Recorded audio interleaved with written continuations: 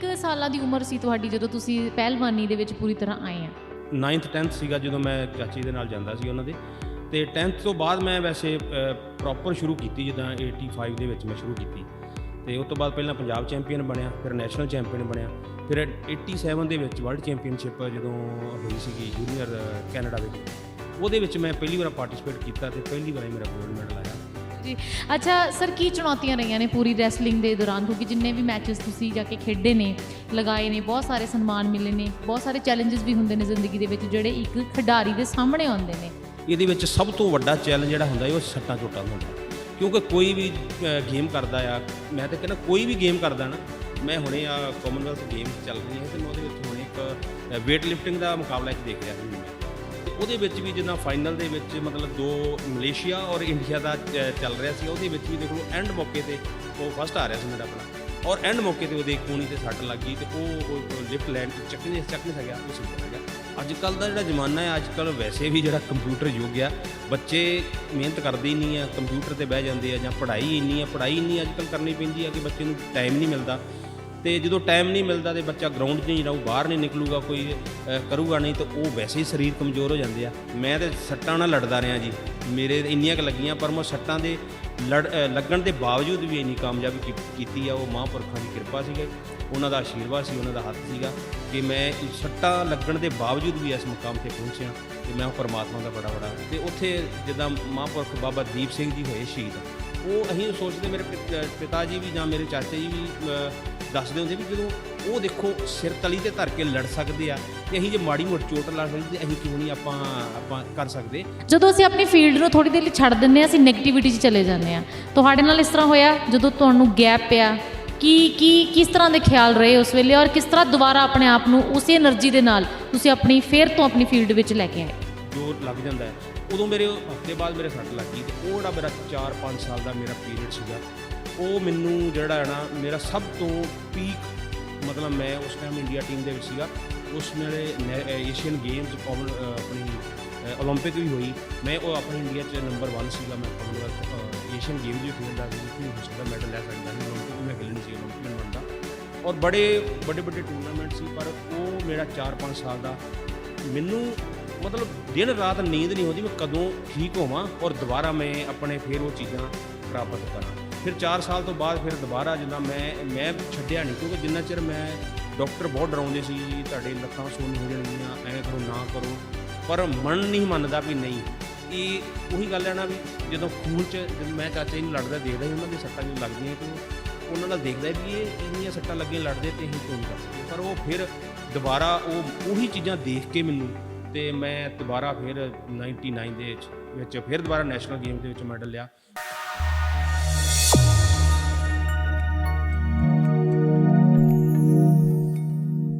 ਸਤਿ ਸ਼੍ਰੀ ਅਕਾਲ। HSN TV ਵੇਖ ਰਹੇ ਸਾਰੇ ਦਰਸ਼ਕਾਂ ਦਾ ਮੈਂ ਸ਼ੀਤਲ ਠਾਕੁਰ ਨਿੱਘਾ ਸਵਾਗਤ ਕਰਦੀ ਹਾਂ। ਹਰ ਵਾਰ ਦੀ ਤਰ੍ਹਾਂ ਅੱਜ ਵੀ ਇੱਕ ਇਹੋ ਜਿਹੀ ਪ੍ਰੇਰਨਾ ਸਰੋਤ ਕਹਾਣੀ ਲੈ ਕੇ ਅਸੀਂ ਤੁਹਾਡੇ ਰੂਬਰੂ ਹੋਏ ਹਾਂ, ਜਿਹਨੂੰ ਸੁਣ ਕੇ ਤੁਸੀਂ ਸੱਚ ਜਾਣੋ ਮੰਨ ਜਾਓਗੇ ਕਿ ਜ਼ਿੰਦਗੀ ਦੇ ਅਸਲ ਅਰਥ ਕੀ ਹੁੰਦੇ ਨੇ। ਜੇਕਰ ਤੁਹਾਡੇ ਅੰਦਰ ਮਿਹਨਤ ਹੈ, ਦ੍ਰਿੜ ਸੰਕਲਪ ਹੈ, ਸਦਭਾਵਨਾ ਹੈ, ਤਾਂ ਤੁਸੀਂ ਜ਼ਰੂਰ ਉਸ ਮੁਕਾਮ ਨੂੰ ਹਾਸਲ ਕਰੋਗੇ, ਜ਼ਿੰਦਗੀ 'ਚ ਸਫਲ ਹੋਵੋਗੇ ਜਿਹਨੂੰ ਤੁਸੀਂ ਪਾਉਣਾ ਚਾਹੁੰਦੇ ਹੋ। ਫਿਰ ਚਾਹੇ ਤੁਸੀਂ ਵੱਡੇ ਸ਼ਹਿਰ ਨਾਲ ਸੰਬੰਧ ਰੱਖਦੇ ਹੋਵੋ ਅਤੇ ਚਾਹੇ ਫਿਰ ਇੱਕ ਛੋਟੇ ਜਿਹੇ ਪਿੰਡ ਤੋਂ। ਸੋ ਇਹੋ ਜਿਹੀ ਇੱਕ ਪ੍ਰੇਰਨਾ ਸਰੋਤ ਕਹਾਣੀ ਔਰ ਇਸ ਕਹਾਣੀ ਦੇ ਜਿਹੜੇ ਪਾਤਰ ਨੇ ਉਹਨਾਂ ਦੇ ਨਾਲ ਅਸੀਂ ਮੁਲਾਕਾਤ ਕਰਾਂਗੇ। ਤੁਹਾਨੂੰ ਦੱਸ ਦਈਏ ਕਿ ਅਰਜੁਨ ਅਵਾਰਡੀ ਨੇ, ਮਹਾਰਾਜਾ ਰਣਜੀਤ ਸਿੰਘ ਅਵਾਰਡ ਹੈ। ਇਸ ਤੋਂ ਇਲਾਵਾ ਇਹਨਾਂ ਦੇ ਕੋਲ ਬਹੁਤ ਸਾਰੇ ਇਹੋ ਜਿਹੇ ਟਾਈਟਲ ਤੇ ਸਨਮਾਨ ਇਹਨਾਂ ਦੀ ਝੋਲੀ ਦੇ ਵਿੱਚ ਨੇ। ਰੈਸਲਿੰਗ ਦੇ ਖੇਤਰ ਦੇ ਵਿੱਚ ਉਹਨਾਂ ਨੇ ਨਾਮ ਕਮਾਇਆ। ਉਹਨਾਂ ਦਾ ਨਾਮ ਹੈ ਰਣਧੀਰ ਸਿੰਘ ਧੀਰਾ। ਸੋ ਆਓ ਉਹਨਾਂ ਨਾਲ ਮੁਲਾਕਾਤ ਕਰਦੇ ਹਾਂ ਔਰ ਜਾਣਦੇ ਉਹਨਾਂ ਦੇ ਜ਼ਿੰਦਗੀ ਦੇ ਇਸ ਸਫ਼ਰ ਦੇ ਬਾਰੇ। ਸਰ, ਸਭ ਤੋਂ ਪਹਿਲਾਂ ਤਾਂ HSN TV ਤੇ ਤੁਹਾਡਾ ਬਹੁਤ-ਬਹੁਤ ਸਵਾਗਤ। ਪਹਿਲਾਂ ਤਾਂ ਤੁਹਾਡਾ ਬਹੁਤ-ਬਹੁਤ ਸ਼ੁਕਰੀਆ, ਬਹੁਤ ਜੀ ਆਇਆਂ ਨੂੰ ਕਿ ਤੁਸੀਂ ਬੜਾ ਕੀਮਤੀ ਸਮਾਂ ਕੱਢ ਕੇ ਮੇਰੇ ਘਰ ਆਏ ਜੇ, ਅਤੇ ਜੋ ਮੇਰੇ ਦਿਲ ਦੇ ਜਜ਼ਬਾਤ ਆ ਜਾਂ ਮੇਰੇ ਦਿਲ ਦੀਆਂ ਗੱਲਾਂ ਨੇ ਉਹ ਤੁਸੀਂ ਲੋਕਾਂ ਤਾਈਂ ਪਹੁੰਚਾਉਣੀਆਂ ਨੇ। ਬਹੁਤ-ਬਹੁਤ ਸ਼ੁਕਰੀਆ ਤੁਹਾਡਾ ਪਹਿਲਾਂ ਤਾਂ। ਸਰ, ਜਿਵੇਂ ਕਿ ਮੈਂ ਕਿਹਾ, ਤੁਹਾਡਾ ਜਿਹੜੀ ਜ਼ਿੰਦਗੀ ਦੀ ਸ਼ੁਰੂਆਤ ਰੈਸਲਿੰਗ ਤੋਂ ਹੋਈ, ਖੇਡ ਦੇ ਵਿੱਚ ਤੁਸੀਂ ਜਿਹੜਾ ਸ਼ਿਰਕਤ ਕੀਤੀ ਰੈਸਲਿੰਗ ਤੋਂ, ਇਹਦੀ ਸ਼ੁਰੂਆਤ ਕਿੱਦਾਂ ਹੋਈ? ਕਿਵੇਂ ਪਤਾ ਲੱਗਾ ਸੀਗਾ ਕਿ ਮੈਂ ਰੈਸਲਿੰਗ 'ਚ ਜਾਣਾ?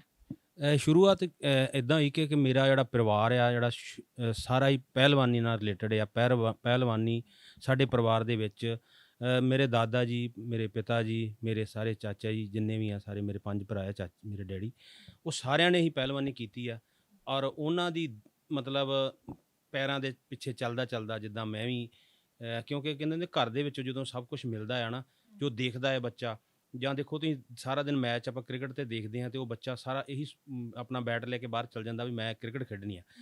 ਤੇ ਮੈਂ ਜਦੋਂ ਆਪਣੇ ਘਰ ਪਹਿਲਵਾਨੀ ਹੁੰਦੀ ਦੇਖਦਾ ਸਾਂ, ਪਹਿਲਵਾਨੀ ਕਰਦੇ ਸਾਰੇ ਜ਼ੋਰ ਕਰਦੇ ਤੋਂ ਮੈਨੂੰ ਵੀ ਇਹੀ ਸੀਗਾ ਵੀ ਮੈਂ ਵੀ ਇੱਕ ਤਗੜਾ ਪਹਿਲਵਾਨ ਬਣਾ।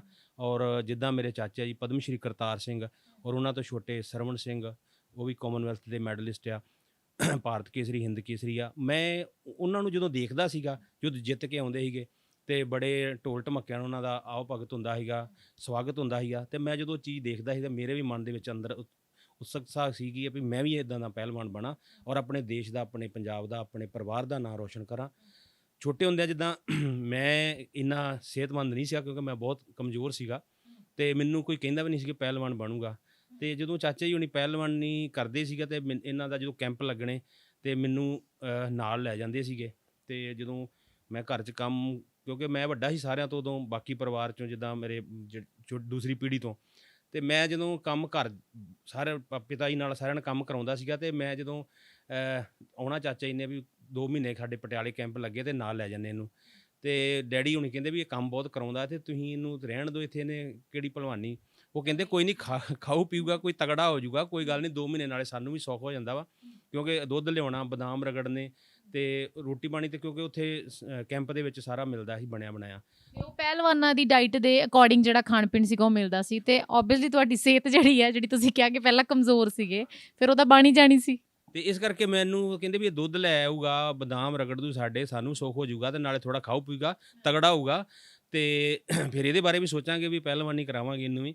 ਤੇ ਪਿਤਾ ਜੀ ਨੇ ਫਿਰ ਕਰਨਾ ਵੀ ਚਲੋ ਠੀਕ ਹੈ, ਜੇ ਤੁਹਾਡੀ ਜਿੱਦਾਂ ਤੁਹਾਨੂੰ ਵੀ ਸੌਖ ਆ, ਤੇ ਚਲੋ ਆਪਾਂ ਨੂੰ 2 ਮਹੀਨੇ ਭੇਜ ਦਿੰਦੇ ਸੀਗੇ ਜਦੋਂ ਛੁੱਟੀਆਂ ਹੁੰਦੀਆਂ ਸਕੂਲ ਦੇ ਵਿੱਚ। ਤੇ ਉਸ ਤੋਂ ਬਾਅਦ ਫਿਰ ਜਦੋਂ ਕੈਂਪ ਤੋਂ ਬਾਅਦ ਫਿਰ ਦਿੱਲੀ ਅਖਾੜਾ, ਚਾਚਾ ਜੀ ਉੱਥੇ ਗੁਰੂ ਹਨੂੰਮਾਨ ਅਖਾੜੇ ਦਿੱਲੀ ਜ਼ਿਆਦਾ ਰਹੇ ਆ, ਤੇ ਉੱਥੇ ਫਿਰ ਜਦੋਂ ਜਾਣਾ, ਤੇ ਫਿਰ ਜਦੋਂ ਮੈਨੂੰ ਸ਼ੌਕ ਮੈਨੂੰ ਵੀ ਹੋਇਆ ਛੋਟੇ ਹੁੰਦਿਆਂ। ਪਹਿਲਾਂ ਜਦੋਂ ਮੈਂ ਕੈਂਪਸ ਸੀਗਾ, ਤੇ ਮੈਨੂੰ ਹਾਕੀ ਦਾ ਬੜਾ ਸ਼ੌਕ ਸੀ, ਮੈਂ ਬਦਾਮ ਰਗੜਨੇ, ਦੁੱਧ ਲਿਆਉਣਾ, ਗਰਮ ਕਰਨਾ, ਤੇ ਮੈਂ ਹਾਕੀ ਲੈ ਕੇ, ਤੇ ਸਰਦਾਰ ਸੁਰਿੰਦਰ ਸਿੰਘ ਸੋਢੀ, ਸੁਰਜੀਤ ਸਿੰਘ ਜੀ, ਜਦੋਂ ਉਹ ਉਹਨਾਂ ਦੇ ਕੈਂਪ ਨਾਲ ਲੱਗਦੇ ਹੁੰਦੇ, ਤੇ ਮੈਂ ਉਹ ਆਪਣੀ ਹਾਕੀ ਚੁੱਕਣੀ, ਤੇ ਉਹਨਾਂ ਦੇ ਨਾਲ ਉੱਥੇ ਗਰਾਊਂਡ 'ਚ ਚੱਲ ਜਾਣਾ। ਮੈਨੂੰ ਕਹਿੰਦੇ ਤੂੰ ਭਲਵਾਨ ਤੇ ਬਣਨਾ ਨਹੀਂ, ਉਦੋਂ ਮੇਰਾ ਜੂੜਾ ਹੁੰਦਾ ਸੀਗਾ, ਕੇਸ ਹੁੰਦੇ ਸੀਗੇ, ਤੇ ਮੈਨੂੰ ਕਹਿੰਦੇ ਵੀ ਤੂੰ ਹਾਕੀ ਖੇਲਿਆ ਕਰ। ਫਿਰ ਮੈਂ ਉੱਥੇ ਜਿਹੜੇ ਕੈਂਪ ਦੇ 2 ਮਹੀਨੇ ਮਿਲਣੇ, ਮੈਂ ਹਾਕੀ ਆਪਣੀ ਪ੍ਰੈਕਟਿਸ ਕਰਨੀ।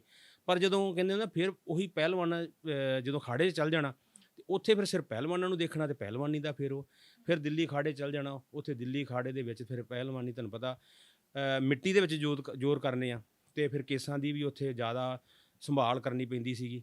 ਤੇ ਉਸ ਤੋਂ ਬਾਅਦ ਫਿਰ ਜਦੋਂ ਮੈਨੂੰ ਥੋੜ੍ਹਾ ਜਿਹਾ ਮੇਰੀ ਵੀ ਸਿਹਤ ਬਣ ਲੱਗੀ, ਤੇ ਫਿਰ ਬਾਬਾ ਜੀ ਸਾਡੇ ਮਹਾਂਪੁਰਖ ਆ, ਬਾਬਾ ਦਇਆ ਸਿੰਘ ਜੀ ਵਿਧੀ ਚੰਦੀਏ, ਤੇ ਉਹਨਾਂ ਦੀ ਇਜਾਜ਼ਤ ਤੋਂ ਬਗੈਰ ਅਸੀਂ ਕੁਦਰਤੀ ਹਮੇਸ਼ਾ ਬਚਪਨ ਤੋਂ ਲੱਗ ਕੇ, ਜਿੱਦਾਂ ਚਾਚਾ ਜੀ ਤੋਂ ਪਹਿਲਵਾਨੀ ਕੀਤੀ ਆ, ਉਹਨਾਂ ਦੀ ਇਜਾਜ਼ਤ ਲੈ ਕੇ ਅਸੀਂ ਜਿੱਥੇ ਜਾਣਾ ਹੁੰਦਾ ਆ, ਤੇ ਫਿਰ ਮਹਾਂਪੁਰਖਾਂ ਦੀ ਇਜਾਜ਼ਤ ਲੈ ਕੇ ਫਿਰ ਮੈਂ ਕੇਸ ਕਟਾਏ। ਤੇ ਫਿਰ ਉਹਨਾਂ ਨੇ ਵੀ ਇਜਾਜ਼ਤ ਇਸ ਕਰਕੇ ਦਿੱਤੀ ਵੀ ਚਲੋ ਪਰਮਾਤਮਾ ਥਾਪੜਾ ਦਿੰਦੇ ਆ, ਉਹ ਕਹਿੰਦੇ ਵੀ ਚਲੋ ਤਗੜਾ ਪਹਿਲਵਾਨ ਬਣੂਗਾ, ਤੇ ਚਲੋ ਤੁਸੀਂ ਜੇ ਤੁਹਾਨੂੰ ਜ਼ਰੂਰਤ ਹੈ ਤੁਸੀਂ ਇਹਦੀ ਕਟਵਾ ਦਿਓ। ਤੇ ਉਹੀ ਕਿਰਪਾ ਹੋਈ, ਮਹਾਂਪੁਰਖਾਂ ਦੀ ਕਿਰਪਾ ਹੋਈ ਆ ਵੀ ਕੇਸ ਕਟਾਏ ਤੋਂ ਬਾਅਦ ਤੇ ਪਹਿਲਵਾਨੀ ਹੌਲੀ ਹੌਲੀ ਸਫ਼ਰ ਸ਼ੁਰੂ ਹੋਇਆ, ਤੇ ਉਹ ਜਿਹੜਾ ਸਫ਼ਰ ਆ ਮੈਨੂੰ ਇਹ ਅਵਾਰਡਾਂ ਤੱਕ ਲੈ ਆਇਆ ਜੀ। ਅੱਛਾ, ਕਿੰਨੀ ਕੁ ਸਾਲਾਂ ਦੀ ਉਮਰ ਸੀ ਤੁਹਾਡੀ ਜਦੋਂ ਤੁਸੀਂ ਪਹਿਲਵਾਨੀ ਦੇ ਵਿੱਚ ਪੂਰੀ ਤਰ੍ਹਾਂ ਆਏ ਆ? ਵੈਸੇ ਤਾਂ ਮੈਂ ਜਦੋਂ 9th 10th ਸੀਗਾ, ਜਦੋਂ ਮੈਂ ਚਾਚੀ ਦੇ ਨਾਲ ਜਾਂਦਾ ਸੀ ਉਹਨਾਂ ਦੇ, ਤੇ 10th ਤੋਂ ਬਾਅਦ ਮੈਂ ਵੈਸੇ ਪ੍ਰੋਪਰ ਸ਼ੁਰੂ ਕੀਤੀ, ਜਿੱਦਾਂ 85 ਦੇ ਵਿੱਚ ਮੈਂ ਸ਼ੁਰੂ ਕੀਤੀ। ਤੇ ਉਸ ਤੋਂ ਬਾਅਦ ਪਹਿਲਾਂ ਪੰਜਾਬ ਚੈਂਪੀਅਨ ਬਣਿਆ, ਫਿਰ ਨੈਸ਼ਨਲ ਚੈਂਪੀਅਨ ਬਣਿਆ, ਫਿਰ 87 ਦੇ ਵਿੱਚ ਵਰਲਡ ਚੈਂਪੀਅਨਸ਼ਿਪ ਜਦੋਂ ਹੋਈ ਸੀਗੀ ਜੂਨੀਅਰ ਕੈਨੇਡਾ ਵਿਖੇ, ਉਹਦੇ ਵਿੱਚ ਮੈਂ ਪਹਿਲੀ ਵਾਰ ਪਾਰਟੀਸਪੇਟ ਕੀਤਾ, ਤੇ ਪਹਿਲੀ ਵਾਰ ਮੇਰਾ ਗੋਲਡ ਮੈਡਲ ਆਇਆ। ਤੇ ਉਸ ਤੋਂ ਬਾਅਦ ਫਿਰ ਜਿਹੜਾ ਸਫ਼ਰ ਆ, ਫਿਰ ਹੌਲੀ ਹੌਲੀ ਜੂਨੀਅਰ ਤੋਂ ਸੀਨੀਅਰ ਵੱਲ ਆਇਆ, ਤੇ ਸੀਨੀਅਰ ਦੇ ਵਿੱਚ ਫਿਰ ਜਿੱਦਾਂ ਜਿੱਦਾਂ ਕਦਮ ਬਾਈ ਕਦਮ ਜਿੱਦਾਂ ਚੱਲਦੇ ਰਹੇ, ਉਹ ਫਿਰ ਤੁਹਾਨੂੰ ਅੱਗੇ ਦੱਸਾਂਗੇ। ਬਿਲਕੁਲ ਜੀ। ਅੱਛਾ ਸਰ, ਕੀ ਚੁਣੌਤੀਆਂ ਰਹੀਆਂ ਨੇ ਪੂਰੀ ਰੈਸਲਿੰਗ ਦੇ ਦੌਰਾਨ? ਕਿਉਂਕਿ ਜਿੰਨੇ ਵੀ ਮੈਚਸ ਤੁਸੀਂ ਜਾ ਕੇ ਖੇਡੇ ਨੇ, ਲਗਾਏ ਨੇ, ਬਹੁਤ ਸਾਰੇ ਸਨਮਾਨ ਮਿਲੇ ਨੇ, ਬਹੁਤ ਸਾਰੇ ਚੈਲੰਜਸ ਵੀ ਹੁੰਦੇ ਨੇ ਜ਼ਿੰਦਗੀ ਦੇ ਵਿੱਚ ਜਿਹੜੇ ਇੱਕ ਖਿਡਾਰੀ ਦੇ ਸਾਹਮਣੇ ਆਉਂਦੇ ਨੇ। ਸੋ ਕਿੱਦਾਂ ਦੇ ਚੈਲੰਜਸ ਤੁਸੀਂ ਫੇਸ ਕੀਤੇ? ਇੱਦਾਂ ਜੀ, ਚੈਲੰਜਰ ਜਿਹੜੇ ਹੈਗੇ ਨਾ ਬਹੁਤ ਜ਼ਿਆਦਾ ਹੁੰਦੇ ਆ, ਕਿਉਂਕਿ ਜਿਹੜਾ ਪਹਿਲਵਾਨੀ ਆ ਇਹਦੇ ਵਿੱਚ ਸਭ ਤੋਂ ਵੱਡਾ ਚੈਲੰਜ ਜਿਹੜਾ ਹੁੰਦਾ ਉਹ ਸੱਟਾਂ ਚੋਟਾਂ ਦਾ ਹੁੰਦਾ ਹੈ। ਕਿਉਂਕਿ ਕੋਈ ਵੀ ਗੇਮ ਕਰਦਾ ਆ, ਮੈਂ ਤਾਂ ਕਹਿੰਦਾ ਕੋਈ ਵੀ ਗੇਮ ਕਰਦਾ ਨਾ, ਮੈਂ ਹੁਣੇ ਆ ਕਾਮਨਵੈਲਥ ਗੇਮਸ ਚੱਲ ਰਹੀਆਂ ਸੀ, ਤੇ ਮੈਂ ਉਹਦੇ ਵਿੱਚ ਹੁਣੇ ਇੱਕ ਵੇਟ ਲਿਫਟਿੰਗ ਦਾ ਮੁਕਾਬਲਾ ਇੱਕ ਦੇਖ ਰਿਹਾ ਸੀ ਹੁਣੇ ਮੈਂ, ਤੇ ਉਹਦੇ ਵਿੱਚ ਵੀ ਜਿੱਦਾਂ ਫਾਈਨਲ ਦੇ ਵਿੱਚ ਮਤਲਬ 2 ਮਲੇਸ਼ੀਆ ਔਰ ਇੰਡੀਆ ਦਾ ਚੱਲ ਰਿਹਾ ਸੀ, ਉਹਦੇ ਵਿੱਚ ਵੀ ਦੇਖ ਲਓ ਐਂਡ ਮੌਕੇ ਤੇ ਉਹ ਫਸਟ ਆ ਰਿਹਾ ਸੀ ਮੁੰਡਾ ਆਪਣਾ, ਔਰ ਐਂਡ ਮੌਕੇ ਤੇ ਉਹਦੇ ਕੂਣੀ ਤੇ ਸੱਟ ਲੱਗ ਗਈ ਤੇ ਉਹ ਲਿਫਟ ਲੈਂਡ ਚੱਕ ਨਹੀਂ ਸਕਿਆ, ਉਹ ਸਿਲਵਰ ਰਹਿ ਗਿਆ। ਤੇ ਇਹ ਕਿਸੇ ਵੀ ਗੇਮ ਦੇ ਵਿੱਚ ਜਿੱਦਾਂ ਰੈਸਲਿੰਗ ਦੇ ਵਿੱਚ ਹੋਰ ਜ਼ਿਆਦਾ ਸੱਟਾਂ ਲੱਗਦੀਆਂ ਵਾ, ਤੇ ਉਹ ਸਭ ਤੋਂ ਵੱਡਾ ਚੈਲੰਜ ਤੇ ਸੱਟਾਂ ਦਾ ਆ। ਤੇ ਬਾਕੀ ਮਿਹਨਤ ਤੇ ਜਿਹੜੀ ਤੁਹਾਡੀ ਮਿਹਨਤ ਸਭ ਤੋਂ ਜਿਹੜਾ ਵੱਧ ਤੋਂ ਵੱਧ ਮਿਹਨਤ ਕਰਦਾ ਉਹ ਕਾਮਯਾਬ ਜ਼ਰੂਰ ਹੁੰਦਾ ਆ, ਤੇ ਮਿਹਨਤ ਵੀ ਬਹੁਤ ਜ਼ਰੂਰੀ ਆ। ਤੇ ਮੈਨੂੰ ਤੇ ਜਿੱਦਾਂ ਪਰਿਵਾਰ ਚੋਂ ਸਾਰਾ ਕੁਝ ਮਿਲਿਆ, ਜਿੱਦਾਂ ਪਹਿਲਵਾਨੀ ਜਿੱਦਾਂ ਅਸੀਂ ਜ਼ੋਰ ਕਰਨ ਜਾਂਦੇ ਹਾਂ ਤੇ ਸਾਨੂੰ ਕਿਸੇ ਅਖਾੜੇ 'ਚ ਜਾਣਾ ਪੈਂਦਾ, ਕਿਸੇ ਜਾਣਾ, ਪਰ ਸਾਡੇ ਪਰਿਵਾਰ 'ਚ ਹੀ 3-4 ਪਹਿਲਵਾਨ ਇੱਦਾਂ ਸੀ ਵੀ ਸਾਡੇ ਆਪਸ 'ਚ ਹੀ ਜ਼ੋਰ ਹੋ ਜਾਂਦੇ ਸੀਗੇ, ਤੇ ਸਾਨੂੰ ਜ਼ਿਆਦਾ ਵੀ ਘਰ 'ਚ ਹੀ ਪ੍ਰੈਕਟਿਸ ਹੋ ਗਈ ਸੀ, ਹੈ ਨਾ। ਅੱਛਾ, ਤੁਸੀਂ ਸੱਟਾਂ ਦੀ ਗੱਲ ਕੀਤੀ ਕਿ ਕੋਈ ਵੀ ਖੇਡ ਹੋਵੇ ਸੱਟਾਂ ਨਾਲ ਤਾਂ ਜਿਹੜਾ ਸੰਬੰਧ ਹੁੰਦਾ ਹੀ ਹੈ ਇੱਕ ਖਿਡਾਰੀ ਦਾ, ਹੈ ਨਾ। ਤੇ ਮੈਨੂੰ ਲੱਗਦਾ ਸੱਟਾਂ ਇੰਨੀਆਂ ਕੁ ਲੱਗ ਜਾਂਦੀਆਂ ਨੇ ਫਿਰ ਡਰ ਵੀ ਨਿਕਲ ਜਾਂਦਾ ਹੈ।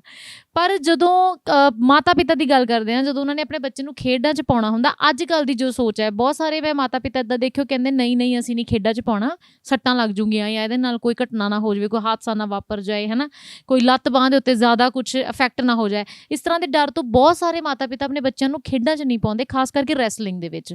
ਤੁਹਾਡਾ ਕੀ ਖਿਆਲ ਹੈ ਇਹਦੇ ਬਾਰੇ? ਬਿਲਕੁਲ ਇੱਦਾਂ ਜੀ, ਅੱਜ ਕੱਲ੍ਹ ਦਾ ਜਿਹੜਾ ਜ਼ਮਾਨਾ ਹੈ, ਅੱਜ ਕੱਲ੍ਹ ਵੈਸੇ ਵੀ ਜਿਹੜਾ ਕੰਪਿਊਟਰ ਯੁੱਗ ਆ, ਬੱਚੇ ਮਿਹਨਤ ਕਰਦੇ ਹੀ ਨਹੀਂ ਆ, ਕੰਪਿਊਟਰ 'ਤੇ ਬਹਿ ਜਾਂਦੇ ਆ, ਜਾਂ ਪੜ੍ਹਾਈ ਇੰਨੀ ਅੱਜ ਕੱਲ੍ਹ ਕਰਨੀ ਪੈਂਦੀ ਆ ਕਿ ਬੱਚੇ ਨੂੰ ਟਾਈਮ ਨਹੀਂ ਮਿਲਦਾ। ਤੇ ਜਦੋਂ ਟਾਈਮ ਨਹੀਂ ਮਿਲਦਾ ਤੇ ਬੱਚਾ ਗਰਾਊਂਡ 'ਚ ਨਹੀਂ ਜਾਊ, ਬਾਹਰ ਨਹੀਂ ਨਿਕਲੂਗਾ, ਕੋਈ ਕਰੂਗਾ ਨਹੀਂ, ਤੇ ਉਹ ਵੈਸੇ ਹੀ ਸਰੀਰ ਕਮਜ਼ੋਰ ਹੋ ਜਾਂਦੇ ਆ।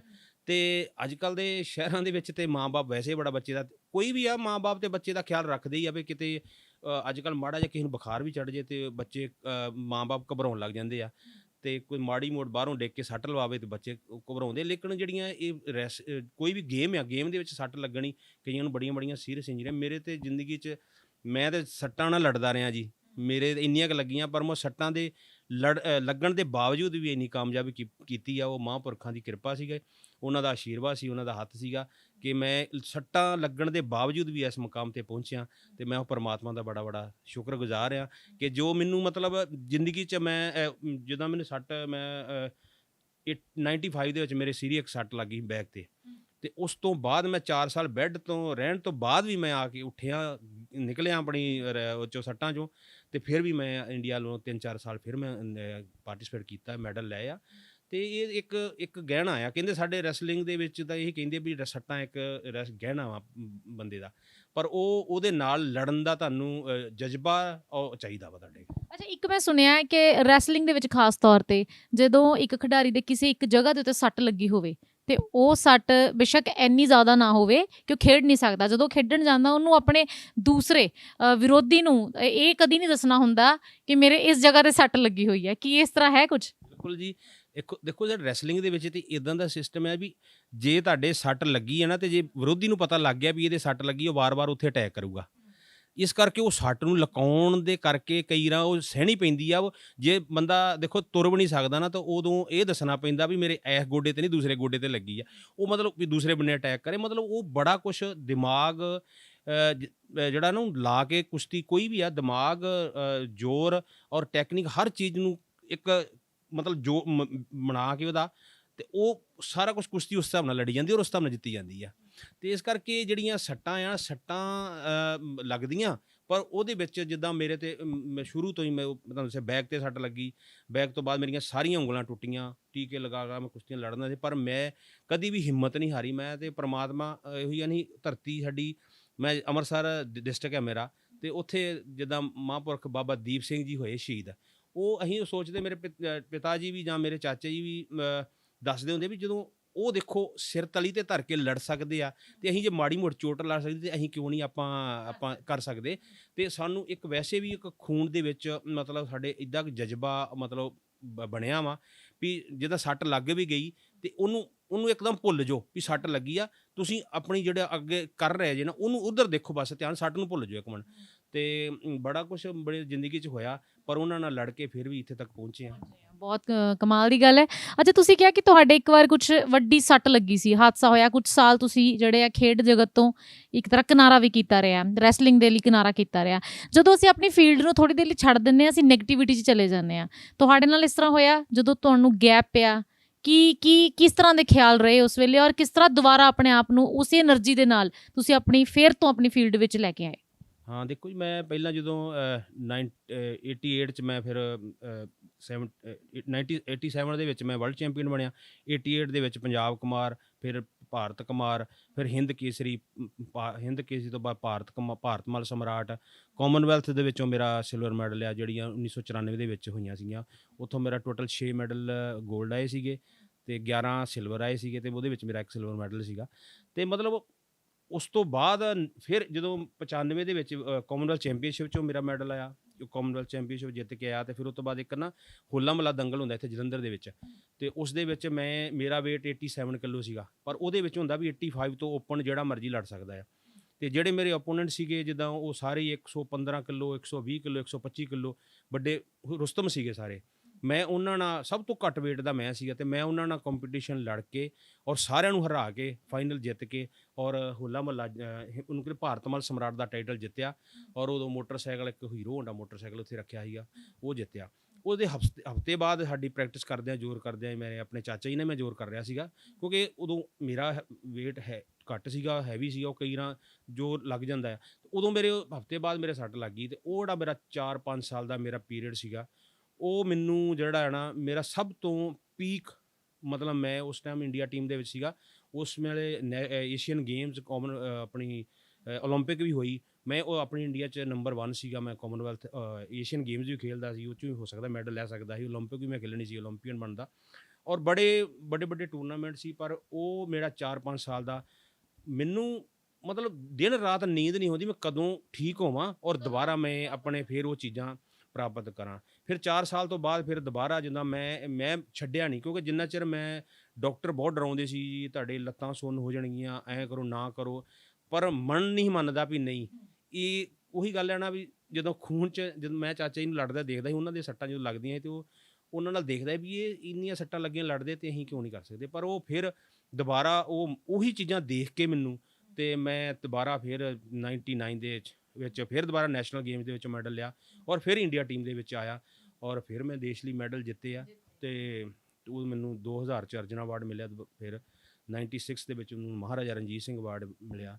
ਅਤੇ ਮਤਲਬ ਉਹ ਜਿਹੜੀ ਹੈਗੀ ਨਾ ਸੱਟਾਂ, ਇੱਕ ਉਹੀ ਗੱਲ ਕਰਦਾ ਵੀ ਸੱਟਾਂ ਨਾਲ ਇੱਕ ਤਾਂ ਬੰਦਾ ਹਾਰ ਕੇ ਬਹਿ ਜਾਂਦਾ ਵੀ ਯਾਰ ਮੇਰੇ ਸੱਟ। ਮੈਨੂੰ ਡਾਕਟਰਾਂ ਨੇ ਮਨਾ ਕਰ ਦਿੱਤਾ, ਵੱਡੀ ਗੱਲ ਕਿ ਜਦੋਂ ਮੈਨੂੰ ਡਾਕਟਰਾਂ ਨੇ ਜਵਾਬ ਦੇ ਦਿੱਤਾ ਤੇ ਮੈਂ ਕਿਉਂ ਨਾ ਹੁਣ ਟਿਕ ਕੇ ਬੈਠ ਜਾ, ਪਰ ਨਹੀਂ ਹੈ ਨਾ, ਜਦੋਂ ਅਗਰ ਅਸੀਂ ਦ੍ਰਿੜ ਸੰਕਲਪ ਰੱਖ ਲਈਏ ਤੇ ਅਸੀਂ ਉਸ ਚੀਜ਼ ਨੂੰ ਫਿਰ ਤੋਂ ਪਾ ਸਕਦੇ ਹਾਂ। ਪਰ ਪੂਰੀ ਤੁਹਾਡੀ ਕਹਾਣੀ ਜਿਹੜੀ ਮੈਂ ਕਹੂੰਗੀ ਪੂਰੀ ਪ੍ਰੇਰਨਾ ਸਰੋਤ ਕਹਾਣੀ, ਸਾਡੇ ਦਰਸ਼ਕ ਜ਼ਰੂਰ ਸੁਣ ਕੇ ਇਹਨੂੰ ਕਹਿਣਗੇ ਕਿ ਹਾਂ ਪ੍ਰੇਰਨਾ ਸਰੋਤ ਹੈ। ਅੱਛਾ ਸਰ, ਵੂਮਨ ਰੈਸਲਿੰਗ ਦੇ ਬਾਰੇ ਮੈਂ ਗੱਲ ਕਰੂੰਗੀ। ਇੱਕ ਤੇ ਲੋਕਾਂ ਦੀ ਜਿਹੜੀ ਸੋਚ ਹੈ, ਔਰਤਾਂ ਨੂੰ ਇਸ ਖੇਤਰ 'ਚ ਲਿਆਉਣ ਲਈ ਹਜੇ ਵੀ ਪਿਛੜੀ ਹੋਈ ਹੈ। ਬੇਸ਼ੱਕ ਦੰਗਲ ਵਰਗੀਆਂ ਫਿਲਮਾਂ ਆ ਚੁੱਕੀਆਂ ਨੇ, ਹਰਿਆਣਾ ਦੇ ਵਿੱਚ ਫਰਕ ਦੇਖਣ ਨੂੰ ਮਿਲਦਾ ਦੰਗਲ ਤੋਂ ਬਾਅਦ, ਪਰ ਪੰਜਾਬ 'ਚ ਹਜੇ ਵੀ ਨਹੀਂ।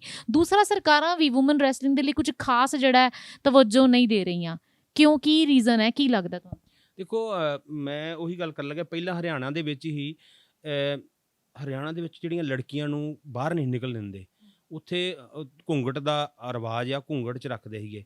ਹੁਣ ਤੁਸੀਂ ਅੱਜ ਦੇਖੋਗੇ ਨਾ, ਤੇ ਅੱਜ ਹੁਣ world championship, cadet world championship ਚੱਲ ਰਹੀ ਹੈ ਰੋਮ ਵਿਖੇ, ਹੁਣ ਅੱਜ ਵੀ ਚੱਲ ਰਹੀ ਆ।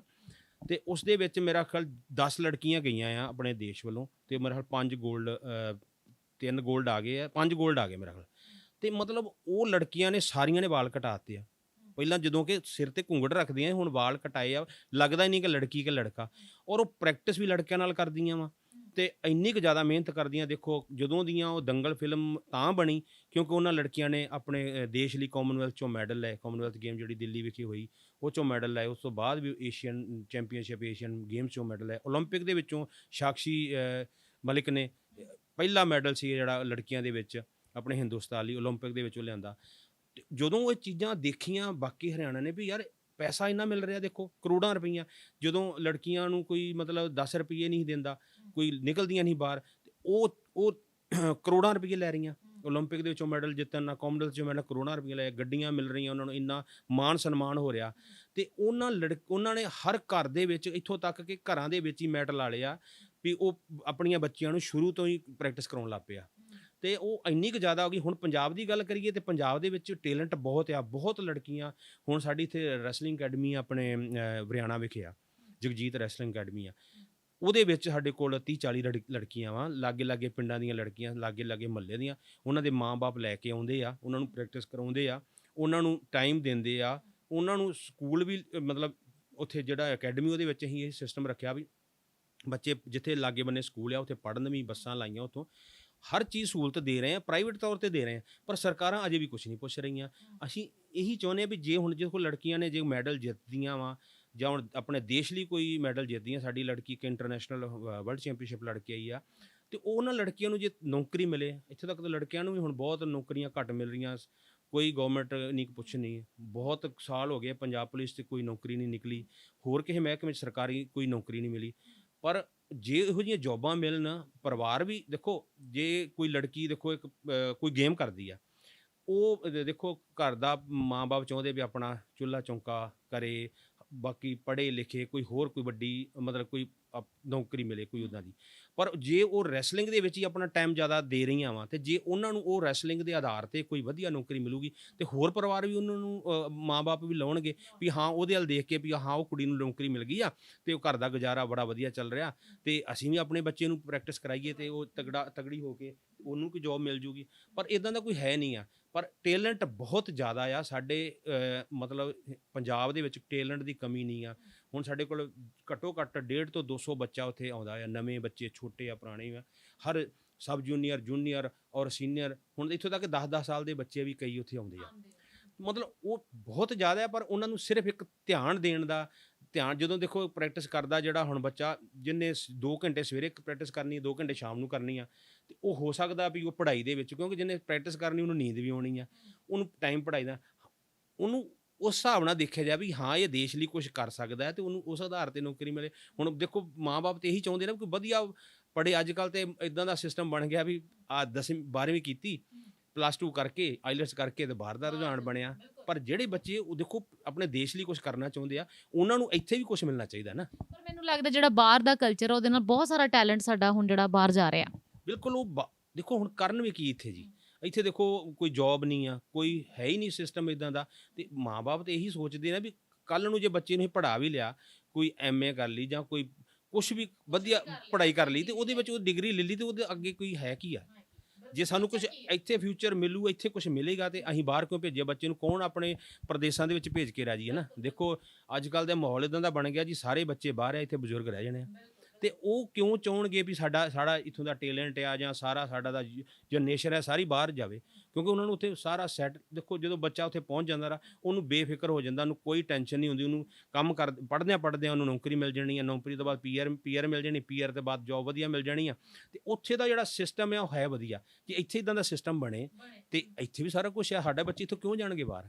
ਅਤੇ ਮੈਂ ਤਾਂ ਇਹੀ ਚਾਹੁੰਦਾ ਵੀ ਸਰਕਾਰਾਂ ਨੂੰ ਇੱਦਾਂ ਚਾਹੀਦਾ, ਜੇ ਕੋਈ ਦੇਖੋ ਪੜ੍ਹਦਾ ਆ ਉਹਨੂੰ ਉਸ ਹਿਸਾਬ ਨਾਲ ਨੌਕਰੀ ਦਿੱਤੀ ਜਾਵੇ। ਜੇ ਕੋਈ ਮਤਲਬ ਵਧੀਆ ਕੋਈ ਗੇਮ ਕਰਦਾ ਆ, ਆਪਣੇ ਪੰਜਾਬ ਦਾ ਨਾਂ ਕਰਦਾ ਆ, ਆਪਣੇ ਨੈਸ਼ਨਲ ਤੱਕ ਮੈਡਲ ਲੈਂਦਾ, ਇੰਟਰਨੈਸ਼ਨਲ ਮੈਡਲ ਲੈਂਦਾ, ਉਹਨੂੰ ਉਸ ਆਧਾਰ 'ਤੇ ਕੋਈ ਜੋਬਾਂ ਦਿੱਤੀਆਂ ਜਾਣ, ਅਤੇ ਕੋਈ ਇੰਨਾ ਵਧੀਆ ਇੱਥੇ ਸਿਸਟਮ ਆ, ਮਤਲਬ ਹੱਲਣ ਦੀ ਲੋੜ ਹੈ ਬਸ। ਬਿਲਕੁਲ ਜੀ। ਅੱਛਾ ਤੀਰਾ ਜੀ, ਅੱਜ ਕੱਲ੍ਹ ਦੀ ਰੈਸਲਿੰਗ ਦੇ ਵਿੱਚ ਤੁਹਾਨੂੰ ਲੱਗਦਾ ਕੀ ਕਮੀਆਂ ਨੇ ਜਿਹੜੀਆਂ ਪੂਰੀਆਂ ਕੀਤੀਆਂ ਜਾ ਸਕਦੀਆਂ ਨੇ ਅੱਜ ਦੇ ਸਮੇਂ ਦੀ ਜਿਹੜੀ ਰੈਸਲਿੰਗ ਹੈ, ਕੁਸ਼ਤੀ ਹੈ? ਮੈਂ ਇਹੀ ਕਹਿੰਦਾ ਵੀ ਕਮੀਆਂ, ਪਹਿਲਾਂ ਸਾਨੂੰ ਜਦੋਂ ਅਸੀਂ ਪਹਿਲਾਂ ਪਹਿਲਵਾਨੀ ਕਰਦੇ ਸੀ, ਅਸੀਂ ਮਿੱਟੀ ਦੇ ਵਿੱਚ ਜ਼ੋਰ ਕਰਕੇ ਹੀ ਮੈਟ ਦੇ ਉੱਤੇ ਅਸੀਂ ਕੁਸ਼ਤੀ ਵਧੀਆ ਲੜਦੇ ਸੀਗੇ। ਹੁਣ ਤੇ ਮੈਟ ਵੀ ਹਰ ਜਗ੍ਹਾ ਆ ਗਏ ਆ, ਮੈਟ ਸਰਕਾਰਾਂ ਬਹੁਤ ਦਿੰਦੀਆਂ ਵਾ, ਦਿੱਤੇ ਵੀ ਆ, ਸੈਂਟਰ ਬਣੇ ਆ, ਕਿਉਂਕਿ ਇੱਥੋਂ ਸਰਕਾਰਾਂ ਨੇ ਅਜੇ ਘੱਟ, ਪ੍ਰਾਈਵੇਟ ਜਿਹੜੇ ਸਾਡੇ ਇਹੋ ਜਿਹੇ ਚੰਗੇ ਬੰਦੇ ਹੈਗੇ ਉਹਨਾਂ ਨੇ ਨਾ ਪ੍ਰਾਈਵੇਟ ਆਪਣੇ ਪੈਸੇ ਲਾ ਕੇ ਅਕੈਡਮੀਆਂ ਬਣਾਈਆਂ, ਮੈਟ ਲਾਏ ਆ, ਆਪ ਪੈਸੇ ਲਾ ਕੇ, ਅਤੇ ਉਹ ਜਿਹੜਾ ਸਾਰਾ ਕੁਛ ਹੈਗਾ ਵਾ, ਸਰਕਾਰਾਂ ਜੇ ਨਾਲ ਜੁੜ ਜਾਣ, ਇੱਦਾਂ ਦਾ ਕੋਈ ਸਿਸਟਮ ਕਰਨ, ਅਤੇ ਉਹ ਸਾਰਾ ਕੁਛ ਇੱਥੇ ਹੋ ਸਕਦਾ ਹੈ। ਕਰਨ ਹੈ ਨਾ। ਅੱਛਾ, ਮਿੱਟੀ ਦੀ ਕੁਸ਼ਤੀ ਤੇ ਮੈਟ ਦੀ ਕੁਸ਼ਤੀ ਦੋਨਾਂ 'ਚ ਵੈਸੇ ਕੀ ਫ਼ਰਕ ਤੁਸੀਂ ਸਮਝਦੇ ਹੋ? ਮਿੱਟੀ ਦੀ ਕੁਸ਼ਤੀ ਇੱਦਾਂ ਹੁੰਦੀ ਹੈ ਜੀ, ਮਿੱਟੀ ਦੇ ਵਿੱਚ ਜਿਹੜਾ ਅਸੀਂ ਐਕਸ਼ਨ ਮੈਂ ਮੈਟ 'ਤੇ ਕਰਨਾ ਨਾ, ਉਹ ਮਿੱਟੀ 'ਤੇ ਨਹੀਂ ਕਰ ਸਕਦਾ, ਕਿਉਂਕਿ ਉਹਦੇ 'ਚ ਸਲੋ ਹੋ ਜਾਂਦਾ ਆ। ਇੱਕ ਉਹ ਪੁਆਇੰਟ ਸਿਸਟਮ ਹੁੰਦਾ ਆ, ਉਹਦੇ ਵਿੱਚ ਡੇਂਜਰ ਕਰਨਾ ਕਿੱਦਾਂ ਆ, ਉਹ ਮਿੱਟੀ 'ਤੇ ਨਹੀਂ ਹੁੰਦਾ। ਮਿੱਟੀ ਔਰ ਮੈਟ ਦੇ ਵਿੱਚ ਫ਼ਰਕ ਬਹੁਤ ਜ਼ਿਆਦਾ ਆ। ਪ੍ਰੈਕਟਿਸ ਕਰਨ ਦਾ ਹੀ ਉਹ 'ਤੇ ਸਲੋ ਹੋ ਜਾਂਦਾ ਬੰਦਾ, ਮੈਟ 'ਤੇ ਫਾਸਟ ਚੱਲਦਾ। ਜਿਹੜਾ ਮਿੱਟੀ ਦੇ ਵਿੱਚ ਅੱਧਾ ਘੰਟਾ, 20 ਮਿੰਟ ਜਾਂ 1 ਘੰਟਾ ਕੁਸ਼ਤੀ ਲੜ ਸਕਦਾ ਆ, ਉਹ ਮੈਟ 'ਤੇ ਆ ਕੇ 6 ਮਿੰਟ ਦੇ ਵਿੱਚ ਵੀ ਉਹਨੂੰ ਕੱਪੜੇ ਨਹੀਂ ਦਿਖਦੇ, ਮੈਂ ਕਿਹੜੇ ਸਾਈਡ ਲਾ ਕੇ ਆਇਆ, ਇੰਨਾ ਜ਼ੋਰ ਲੱਗ ਜਾਂਦਾ 6 ਮਿੰਟ ਦੇ ਵਿੱਚ। 3-3 ਮਿੰਟ ਦੇ 2 ਰਾਊਂਡ ਹੁੰਦੇ ਆ, ਅਤੇ ਤੁਸੀਂ ਕੁਸ਼ਤੀ ਕਿਤੇ ਦੇਖੋਗੇ ਹੁਣ ਕਾਮਨਵੈਲਥ ਗੇਮਸ ਦੀਆਂ ਲਾਈਵ ਆਉਣੀਆਂ ਵਾ, ਮੈਂ ਸਾਰੇ ਦਰਸ਼ਕਾਂ ਨੂੰ ਕਹਿੰਦਾ ਦੇਖੋ, ਆਪਣੇ ਦੇਸ਼ ਦਾ ਜਿਹੜਾ ਹੈਗਾ ਝੰਡਾ ਦੇਖਿਓ, ਪਹਿਲਵਾਨ ਚੜਾਉਣਗੇ ਉੱਤੇ ਅਤੇ ਮੈਡਲ ਲੈ ਕੇ ਆਉਣਗੇ, ਅਤੇ ਮੈਂ ਸਾਰੇ ਦਰਸ਼ਕਾਂ ਨੂੰ ਇੱਕ ਤਾਂ ਦੇਖਿਓ, ਇੱਕ ਉਹਦੇ ਵਿੱਚ ਇਹ ਦੇਖਣਾ ਵੀ ਜਿਹੜਾ 6 ਮਿੰਟ ਦੇ ਵਿੱਚ ਜਿਹੜਾ ਪਹਿਲਵਾਨ 2 ਲੜਦੇ ਆ ਨਾ, ਤਾਂ ਉਹਨਾਂ ਨੂੰ ਇਹ ਨਹੀਂ ਪਤਾ ਹੁੰਦਾ ਮੈਂ ਕੱਪੜੇ ਇਸ ਸਾਈਡ ਲਾ ਕੇ ਗਿਆ ਕਿ ਉਸ ਸਾਈਡ ਲਾ ਗਿਆ, ਇੰਨਾ ਜ਼ੋਰ ਲੱਗ ਜਾਂਦਾ ਆ। ਤੇ ਇਸ ਕਰਕੇ ਇਹ ਮਿੱਟੀ ਔਰ ਮੈਟ ਦੇ ਵਿੱਚ ਬਹੁਤ ਫਰਕ ਆ। ਮਿੱਟੀ ਦੇ ਵਿੱਚ ਕੁਸ਼ਤੀ ਵੀ ਹੁੰਦੀ ਆ ਤੇ ਅਸੀਂ ਪਹਿਲਾਂ ਜਿੱਦਾਂ ਮਹਾਰਾਸ਼ਟਰ 'ਚ ਦੰਗਲ ਹੁੰਦੇ ਉੱਥੇ ਤੇ ਇਦਾਂ ਹੈਗਾ ਸੀ ਵੀ ਛਡਾਉਂਦੇ ਨਹੀਂ ਹੁੰਦੇ ਜਿੰਨਾ ਚਿੱਤ-ਪਟ ਨਾ ਹੋ ਜਾਵੇ। ਇੱਥੇ ਤੇ ਜਿੱਦਾਂ ਹੁਣ ਦੰਗਲ ਹੁੰਦੇ ਆ ਕਿ 20 ਮਿੰਟ ਦੀ ਕੁਸ਼ਤੀ ਪਹਿਲਾਂ ਹੀ ਫਿਕਸ ਹੁੰਦੀ, 20 ਮਿੰਟ ਕਰਾਉਣੀ ਆ, 25 ਮਿੰਟ ਕਰਾਉਣੀ, ਅੱਧਾ ਘੰਟਾ ਕਰਾਉਣੀ ਆ ਮਿੱਟੀ ਦੇ ਵਿੱਚ। ਮਹਾਰਾਸ਼ਟਰ ਦੇ ਵਿੱਚ ਤੇ ਕੁਸ਼ਤੀ ਨਹੀਂ ਛਡਾਉਂਦੇ ਉਹਨੇ ਜਿੰਨਾ ਚਿਰ ਕੋਈ ਇੱਕ ਦੂਜੇ ਨੂੰ ਹਰਾ ਨਹੀਂ ਦਿੰਦਾ, ਤੇ ਉਹਦੇ ਵਿੱਚ ਚੱਲ ਜਾਂਦਾ ਉਹ, ਕਿਉਂਕਿ ਭਈ ਥੋੜੀ ਕੁਸ਼ਤੀ ਲੜੀ, ਫਿਰ ਮਿੱਟੀ ਪਾ ਲਈ, ਫਿਰ ਇਹ ਕਰ ਲਿਆ, ਫਿਰ ਬਾਹਰ ਨਿਕਲ ਗਿਆ, ਫਿਰ ਜਾਂ ਗਿਆ ਉਹ ਕਰ ਲਿਆ, ਉਹਦੇ ਵਿੱਚ ਟਾਈਮ ਮਿਲ ਜਾਂਦਾ ਆ। ਤੇ ਜਿਹੜੀ ਮੈਟ ਦੀ ਕੁਸ਼ਤੀ ਆ ਉਹਦੇ ਵਿੱਚ ਤੇ ਤੁਹਾਨੂੰ 6 ਮਿੰਟ ਰੈਫਰੀ 1 ਸਕਿੰਟ ਦਾ 100ਵਾਂ ਹਿੱਸਾ ਵੀ ਤੁਹਾਨੂੰ ਇੱਧਰ ਉੱਧਰ ਨਹੀਂ ਸਾਹ ਲੈਣ ਦਿੰਦਾ। ਉਹਨੇ ਉਸੇ ਵੇਲੇ ਜਦੋਂ ਮਾੜਾ ਜੀ ਸਲੋ ਹੀ ਕੁਸ਼ਤੀ ਉਹਦੇ ਸਲੋ ਵਿਸਲ ਮਾਰ ਦੇਣੀ ਆ, ਜਦੋਂ ਕੋਈ ਸਲੋ ਆ ਉਹਨੂੰ ਪੈਸੀਵਿਟੀ ਦੇ ਦੇਣੀ ਆ। ਇਸ ਕਰਕੇ ਉਹ ਮਿੱਟੀ ਔਰ ਮੈਟ ਦੇ ਵਿੱਚ ਬਹੁਤ ਅੰਤਰ ਆ। ਹਾਂ ਮਿੱਟੀ ਜ਼ੋਰ ਦੋਵਾਂ 'ਚ ਲੱਗਦੇ ਆ, ਪਰ ਇੱਕ 'ਚ ਸਲੋ ਲੱਗਦੇ ਆ, ਹੌਲੀ ਹੌਲੀ ਲੱਗਦੇ, ਇੱਕ ਦੇ ਵਿੱਚ ਮਤਲਬ 3 ਮਿੰਟ ਦਾ ਰਾਊਂਡ ਦਾ 3 ਮਿੰਟ ਦੇ ਵਿੱਚ ਸਕਿੰਟ ਵੀ ਤੁਸੀਂ ਇੱਧਰ ਉੱਧਰ ਨਹੀਂ ਦੇਖ ਸਕਦੇ। ਤੇ ਉਹਦੇ ਵਿੱਚ ਤੁਹਾਨੂੰ ਹਰ ਫੁਰਤੀ ਵੀ ਚਾਹੀਦੀ ਆ, ਤਾਕਤ ਵੀ ਚਾਹੀਦੀ, ਟੈਕਨੀਕ ਵੀ ਚਾਹੀਦੀ ਆ, ਦਿਮਾਗ ਵੀ ਚਾਹੀਦਾ ਵਾ। ਉਹ ਸਾਰਾ ਕੁਝ ਯੂਜ਼ ਕਰਕੇ ਉਹ 3 ਮਿੰਟਾਂ ਦੇ ਵਿੱਚ ਜੇ ਤੁਸੀਂ ਪੁਆਇੰਟ ਪਹਿਲਾਂ ਫਾਲਤੂ ਲੈ ਚੁੱਕੇ ਜੇ, ਪਹਿਲਾਂ ਅਟੈਕ ਕਰਕੇ, ਫਿਰ ਉਹਨੂੰ ਡਿਫੈਂਸ ਕਰਨਾ ਵੀ ਕਿੱਦਾਂ, ਬਚਾਉਣਾ ਕਿੱਦਾਂ ਆ। ਕਿ ਤੁਸੀਂ ਓਲੰਪਿਕ ਦੇ ਵਿੱਚ ਵੀ ਕੁਸ਼ਤੀਆਂ ਸ਼ਾਇਦ ਲੋਕ ਦੇਖੀਆਂ ਹੋਣੀਆਂ ਦਰਸ਼ਕਾਂ ਨੇ, ਉਹਦੇ ਵਿੱਚ 6 ਮਿੰਟ ਦੀ ਕੁਸ਼ਤੀ ਆ, 5 ਮਿੰਟ 55 ਸੈਕਿੰਡ ਦੀ ਕੁਸ਼ਤੀ ਹੋ ਗਈ ਖਤਮ। 5 ਸੈਕਿੰਡ ਜਿਹੜਾ ਜਿੱਤ ਰਿਹਾ ਪਹਿਲਵਾਨ ਤੋਂ 5 ਸੈਕਿੰਡ ਨਹੀਂ ਕਈ ਵਾਰ ਨਿਕਲਦੇ, ਉਹ 5 ਸੈਕਿੰਡ ਦੇ ਵਿੱਚ ਵੀ ਦੂਸਰਾ ਵਿਰੋਧੀ ਪਹਿਲਵਾਨ ਪੁਆਇੰਟ ਲੈ ਕੇ ਤੇ ਉਹ ਜੇਤੂ ਹੋ ਜਾਂਦਾ ਵਾ। ਲਾਸਟ ਮੈਂ ਇਹੋ ਜਿਹੀਆਂ ਕੁਸ਼ਤੀਆਂ ਦੇਖੀਆਂ ਜਿਹਨੇ ਲਾਸਟ 1-1 2-2 ਸੈਕਿੰਡ ਰਹਿੰਦਿਆਂ ਵੀ ਕੁਸ਼ਤੀ ਬਦਲ ਜਾਂਦੀ ਆ। ਉਹਦੇ ਵਿੱਚ ਸਕਿੰਟ ਇੱਕ ਅੱਖ ਫਰਕਣ ਦਾ ਵੀ ਮਤਲਬ ਜਿਹੜਾ ਹੁੰਦਾ ਟਾਈਮ, ਉਹਦੇ ਵਿੱਚ ਵੀ ਪੁਆਇੰਟ ਹੋ ਕੇ, ਯਾਨੀ ਕਿ ਤਾਕਤ ਦੇ ਨਾਲ ਦਿਮਾਗ ਦਾ ਪੂਰਾ ਇਸਤੇਮਾਲ ਹੁੰਦਾ ਹੈ ਰੈਸਲਿੰਗ ਦੇ ਵਿੱਚ, ਹੈ ਨਾ। ਅੱਛਾ, ਤੁਸੀਂ ਹੁਣ ਇਸ ਟਾਈਮ ਕਸਟਮ ਡਿਪਾਰਟਮੈਂਟ ਦੇ ਵਿੱਚ ਸੁਪਰਵਾਈਜ਼ਰ ਹੋ। ਰੈਸਲਿੰਗ ਦੇ ਤੋਂ ਲੈ ਕੇ ਤੁਸੀਂ ਇਸ ਡਿਪਾਰਟਮੈਂਟ ਤੱਕ ਕਿਵੇਂ, ਤੁਹਾਡਾ ਸਫ਼ਰ ਕਿੱਦਾਂ ਪਹੁੰਚੇ ਤੁਸੀਂ ਇੱਥੇ ਤੱਕ? ਮੈਂ ਪਹਿਲਾਂ ਐਕਚੁਅਲੀ ਜਦੋਂ 88 ਦੇ ਵਿੱਚ ਮੈਂ ਪੰਜਾਬ ਪੁਲਿਸ 'ਚ ਪਹਿਲਾਂ ਸੀਗਾ, ਕਿਉਂਕਿ ਸਾਡੇ ਮੇਰੇ ਚਾਚਾ ਜੀ IG ਰਿਟਾਇਰ ਹੋਏ ਆ, ਛੋਟੇ ਆਪਣੇ ਕਮਾਂਡਰ ਰਿਟਾਇਰ ਹੋਏ ਆ, ਤੇ ਉਹ ਸਾਰਾ ਪਰਿਵਾਰ ਹੀ ਸਾਡਾ ਪੰਜਾਬ ਪੁਲਿਸ ਸੀਗਾ, ਤੇ ਮੈਂ ਵੀ ਪੰਜਾਬ ਪੁਲਿਸ 'ਚ ਭਰਤੀ ਹੋ ਗਿਆ। ਉਸ ਤੋਂ ਬਾਅਦ 93 ਦੇ ਵਿੱਚ ਮੈਨੂੰ ਡਾਇਰੈਕਟਰ ਇੰਸਪੈਕਟਰ ਦੀ ਉੱਥੇ ਪੋਸਟ ਨਿਕਲੀ ਸੀ, ਕਸਟਮ ਐਂਡ ਸੈਂਟਰਲ ਐਕਸਾਈਜ਼ ਹੁੰਦਾ ਸੀ ਪਹਿਲਾਂ, ਉਸ ਦੇ ਵਿੱਚ ਉਦੋਂ ਮੈਂ ਮੇਰਠ ਦੇ ਵਿੱਚ ਜੁਆਇਨ ਕੀਤਾ। ਮੇਰਠ ਤੋਂ 98 ਦੇ ਵਿੱਚ ਮੈਂ ਇੱਥੇ ਆ ਗਿਆ ਪੰਜਾਬ ਦੇ ਵਿੱਚ। ਤੇ ਅੱਜ ਕੱਲ੍ਹ ਮੈਂ ਸੁਪਰਡੈਂਟ ਇੱਥੇ ਆਪਣੇ ਜਲੰਧਰ ਹੀ ਹਾਂ, CGST ਡਿਪਾਰਟਮੈਂਟ। ਜਿੱਦਾਂ ਪਹਿਲਾਂ ਸੈਂਟਰਲ ਐਕਸਾਈਜ਼ ਐਂਡ ਕਸਟਮ ਸੀਗਾ, ਹੁਣ ਕਸਟਮ ਐਂਡ ਸੈਂਟਰਲ GST ਹੋ ਗਿਆ, ਤੇ ਉਹਦੇ ਵਿੱਚ ਮੈਂ ਸੁਪਰਡੈਂਟ ਕੰਮ ਕਰ ਰਿਹਾ। ਤੇ ਉਹ ਮੈਂ 93 ਦੇ ਵਿੱਚ ਇਹਦੇ ਵਿੱਚ ਆ ਗਿਆ ਆਪਣੇ ਕਸਟਮ ਐਂਡ ਸੈਂਟਰਲ ਐਕਸਾਈਜ਼ ਦੇ ਵਿੱਚ, ਤੇ ਅੱਜ ਤੱਕ ਮੈਂ ਜੋਬ ਕਰ ਰਿਹਾ। ਔਰ ਮੈਨੂੰ ਜਦੋਂ ਮੈਂ ਕਰਦਾ ਸੀਗਾ ਪਹਿਲਵਾਨੀ, ਜਦੋਂ ਮੈਂ ਜੋਬ 93 ਦੇ ਵਿੱਚ ਮੈਨੂੰ ਜੋਬ ਮਿਲੀ ਆ, ਤੇ 94 ਦੇ ਵਿੱਚ ਕਾਮਨਵੈਲਥ 'ਚ ਜਦੋਂ ਮੈਨੂੰ ਮੈਡਲ ਲਿਆ, ਤੇ ਉਦੋਂ ਮੈਨੂੰ ਮੇਰੇ ਡਿਪਾਰਟਮੈਂਟ ਨੇ ਇੱਕ ਮੋਟਰਸਾਈਕਲ ਦਿੱਤਾ, ਹੀਰੋ ਹੋਂਡਾ। ਉਦੋਂ ਨਵੇਂ ਜਦੋਂ ਮੋਟਰਸਾਈਕਲ ਆਏ ਸੀਗੇ। ਉਸ ਤੋਂ ਬਾਅਦ ਫਿਰ ਮੈਨੂੰ ਕਾਮਨਵੈਲਥ 'ਚ ਚੈਂਪੀਅਨਸ਼ਿਪ ਹੋਈ, ਉਹ ਤੋਂ ਵਿੱਚ ਮੈਡਲ ਆਇਆ, ਉਦੋਂ ਮੈਨੂੰ 1 ਲੱਖ ਰੁਪਈਆ ਡਿਪਾਰਟਮੈਂਟ ਨੇ ਦਿੱਤਾ। ਮਤਲਬ ਜਿਹਦਾ ਡਿਪਾਰਟਮੈਂਟ ਮੈਨੂੰ ਪਹਿਲਵਾਨੀ ਕਰਨ ਲਈ ਬਹੁਤ ਟਾਈਮ ਵੀ ਦਿੰਦਾ ਆ, ਔਰ ਮੈਨੂੰ ਸਮਾਂ ਵੀ ਦਿੰਦਾ। ਜਿੱਥੇ ਮੈਂ ਜਿੱਤ ਕੇ ਆਉਣਾ, ਮੇਰਾ ਮਤਲਬ ਮੇਰੀ ਫਾਈਨੈਂਸ਼ੀਅਲੀ ਵੀ ਮੇਰੀ ਹੈਲਪ ਕੀਤੀ ਆ। ਤੇ ਹੁਣ ਵੀ ਜੇ ਅੱਜ ਕੱਲ੍ਹ ਵੀ ਜੇ ਮੈਂ ਕੋਈ ਕਰਦਾ ਆ ਆਪਣੀ, ਕਿਤੇ ਮੇਰੀ ਵੈਟਰਨ ਅੱਜ ਕੱਲ੍ਹ ਹੁੰਦੀ ਆ, ਮੈਂ ਹਰ ਸਾਲ ਜਾਂਦਾ ਆ, ਤੇ ਮੇਰਾ ਡਿਪਾਰਟਮੈਂਟ ਮੇਰਾ ਪੂਰਾ ਸਾਥ ਦਿੰਦਾ, ਮੈਨੂੰ ਪ੍ਰੈਕਟਿਸ ਕਰਨ ਲਈ ਟਾਈਮ ਵੀ ਦਿੰਦੇ ਆ। ਤੇ ਇਸ ਕਰਕੇ ਮੈਂ ਆਪਣੇ ਮਹਿਕਮੇ 'ਚ ਬੜਾ ਖੁਸ਼ ਹਾਂ, ਤੇ ਮੈਂ ਸਾਰੇ ਅਫਸਰਾਂ ਦਾ ਬੜਾ ਧੰਨਵਾਦ ਕਰਦਾ ਕਿ ਜਿਹੜਾ ਮੈਨੂੰ, ਦੇਖੋ ਜੇ ਮੈਂ ਜ਼ਿੰਦਗੀ 'ਚ ਕੁਛ ਕੀਤਾ ਆ, ਮੈਂ ਆਪਣੇ ਦੇਸ਼ ਲਈ ਕੀਤਾ ਆ, ਤੇ ਉਹਦਾ ਮੈਨੂੰ ਜਦੋਂ ਰਿਗਾਰਡ ਮਿਲਦਾ ਆ, ਜਾਂ ਮੈਂ ਕਿਸੇ ਆਫੀਸਰ ਕੋਲ ਜਾਣਾ ਤੇ ਮੈਂ ਆਪਣਾ ਦੱਸਦਾ ਮੈਂ ਅਰਜੁਨ ਅਵਾਰਡੀ ਹਾਂ, ਤੇ ਬੜੇ ਖੁਸ਼ ਹੁੰਦੇ ਆ ਵੀ ਸਾਡੇ ਡਿਪਾਰਟਮੈਂਟ ਦੇ ਵਿੱਚ ਵੀ, ਕਿਉਂਕਿ ਸਾਡੇ ਡਿਪਾਰਟਮੈਂਟ ਦੇ ਵਿੱਚ ਇੰਨੇ ਵਧੀਆ ਜ਼ਿਆਦਾ ਮਤਲਬ ਪਲੇਅਰ ਨਹੀਂ ਹੁੰਦੇ। ਤੇ ਜਿੱਦਾਂ ਰਿਟਾਇਰ ਹੋ ਚੁੱਕੇ ਆ, ਜਿੱਦਾਂ ਹਾਕੀ ਦੇ ਪਲੇਅਰ ਆ ਸਾਡੇ, ਜਾਂ ਕ੍ਰਿਕਟ ਦੇ ਪਲੇਅਰ ਆ, ਰੈਸਲਿੰਗ ਦੇ ਵਿੱਚ ਮੈਂ ਇਕੱਲਾ ਹੀ ਹਾਂ, ਤੇ ਉਹ ਵੀ ਅਰਜੁਨ ਅਵਾਰਡੀ। ਸਾਡੇ ਨਾਰਥ ਦੇ ਵਿੱਚ ਮੇਰਾ ਖਿਆਲ ਮੈਂ ਹੀ ਸ਼ਾਇਦ ਹੈਗਾ ਆ, ਹੋਰ ਇੱਕ ਅੱਧਾ ਹੋਣੇ ਆ। ਤੇ ਮਤਲਬ ਉਹ ਬੜਾ ਰਿਗਾਰਡ ਮਿਲਦਾ ਆ, ਉਹਦੀ ਐਪਰੀਸ਼ੀਏਸ਼ਨ ਮਿਲਦੀ ਆ, ਤੇ ਮੈਨੂੰ ਬੜੀ ਖੁਸ਼ੀ ਹੁੰਦੀ ਆ ਕਿ ਮੈਂ ਜ਼ਿੰਦਗੀ 'ਚ ਕੁਝ ਕੀਤਾ ਤੇ ਉਹਦਾ ਮੈਨੂੰ ਅੱਜ ਫਲ ਮਿਲ ਰਿਹਾ।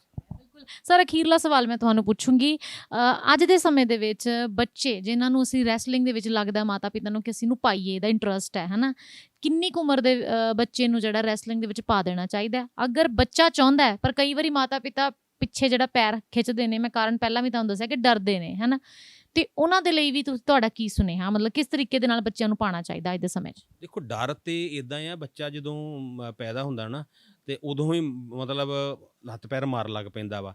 ਤੇ ਜਦੋਂ ਚਾਈਨਾ ਦੇ ਵਿੱਚ ਤੁਸੀਂ ਦੇਖੋ, ਜਦੋਂ ਬੱਚਾ ਤੁਰਨ ਲੱਗ ਜਾਂਦਾ, ਅੱਜ ਚਾਈਨਾ ਦੇ ਵਿੱਚ ਤੁਸੀਂ ਇਹ ਦੇਖੋ, ਜਦੋਂ ਬੱਚਾ ਜੇ ਤੁਰਦਾ ਵੀ ਨਹੀਂ ਹੈ ਨਾ, ਤੇ ਉਹਨੂੰ ਸਵਿਮਿੰਗ ਪੂਲ ਦੇ ਵਿੱਚ ਸੁੱਟ ਦਿੰਦੇ ਵੀ ਆਪਣੇ ਤੈਰਨਾ ਸਿੱਖੂਗਾ ਤੇ ਉਹ ਕੁਛ ਕਰੂਗਾ। ਫਿਰ ਛੋਟੇ ਬੱਚਿਆਂ ਨੂੰ ਉਹਨਾਂ ਨੇ ਫਲੈਕਸੀਬਿਲਿਟੀ ਦੀ ਉਹਨਾਂ ਨੇ ਪ੍ਰੈਕਟਿਸ ਕਰਾਉਂਦੇ ਆ, ਫਿਰ ਉਹਨਾਂ ਦੀ ਹੌਲੀ ਹੌਲੀ ਤੇ ਸਾਡਾ ਜਿਹੜਾ ਪਹਿਲਾਂ ਸਾਡੇ ਟਾਈਮ ਵੀ ਸੀਗਾ ਬਹੁਤ ਲੇਟ, ਜਿੱਦਾਂ 14-15 ਸਾਲ ਤੋਂ ਬਾਅਦ ਸ਼ੁਰੂ ਕਰਦੇ ਸੀ, ਪਰ ਹੁਣ ਸਾਡੇ ਦੇਖੋ ਹਿੰਦੁਸਤਾਨ ਦੇ ਵਿੱਚ ਹੀ 15 ਸਾਲ ਦੀ ਨੈਸ਼ਨਲ ਹੋਣ ਲੱਗ ਪਈ ਆ। ਨੈਸ਼ਨਲ ਤੋਂ ਬਾਅਦ ਏਸ਼ੀਆ ਚੈਂਪੀਅਨਸ਼ਿਪ ਹੁਣੇ ਹੋ ਕੇ ਹਟੀ ਆ, ਫਿਰ ਵਰਲਡ ਚੈਂਪੀਅਨਸ਼ਿਪ ਹੋ ਕੇ ਹਟੀ ਆ, ਤੇ ਉਹ ਐਡੇ ਐਡੇ ਵੱਡੇ ਟੂਰਨਾਮੈਂਟ ਹੋਣ ਲੱਗ ਪਏ ਆ। ਤੇ ਹੁਣ ਤੇ ਬੱਚੇ ਇੱਥੇ 9-10 ਸਾਲ ਦੇ ਮੈਂ ਹੁਣ ਦਿੱਲੀ ਹਰਿਆਣੇ ਜਾਈਦਾ ਨਾ, ਦਿੱਲੀ ਹਰਿਆਣਾ ਦੇ ਵਿੱਚ ਜਦੋਂ ਬੱਚਾ ਨਾ ਥੋੜ੍ਹਾ ਜਿਹਾ ਹੋ ਜਾਂਦਾ ਨਾ, ਸਮਝ ਲਓ ਵੀ 5-7 ਸਾਲ ਦਾ ਹੋ ਜਾਂਦਾ, ਤੇ ਦਿੱਲੀ ਖਾੜੇ ਜਿੱਦਾਂ ਖਾੜਿਆਂ 'ਚ ਛੱਡ ਦਿੰਦੇ ਆ। ਹੁਣ ਤੇ ਹਰਿਆਣੇ ਦੇ ਵਿੱਚ ਹਰ ਤੁਹਾਨੂੰ ਦੱਸਿਆ ਪਿੰਡ ਦੇ ਵਿੱਚ ਕਈ ਖਾੜੇ ਬਣ ਗਏ ਆ, ਤੇ ਉਹ ਬੱਚਿਆਂ ਨੂੰ ਕਰਾਉਣ ਲੱਗ ਪਿਆ। ਕੋਈ ਸਮਾਂ ਨਹੀਂ ਹੁੰਦਾ ਵੀ ਕਦੋਂ ਸ਼ੁਰੂ ਕਰਾਉਣਾ।